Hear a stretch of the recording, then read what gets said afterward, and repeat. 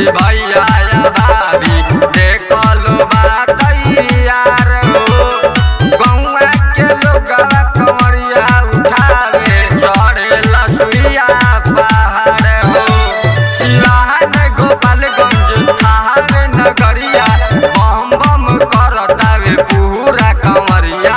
बक्सर बलिया गोरखपुर देवरिया संगे संगे चलल जाई पूरा कंवरिया। पिया राजा गाजा धुआं निकली ताजा।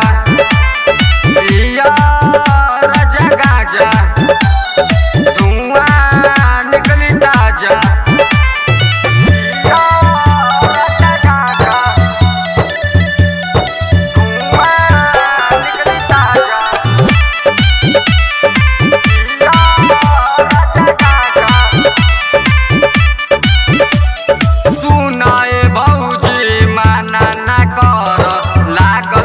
जनता दरबार संगे संगे अनुज अकेला चलिया बाकी बार हो।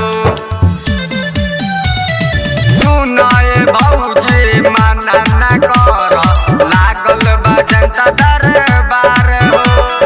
संगे संगे अनुज अकेला चलिया बाकी बार हो। जामो जगदीशपुर औरी मलमलिया और ले बावे जलवा पूरा कंवरिया। बक्सर बलिया गोरखपुर देवरिया संगे संगे चलल जाई।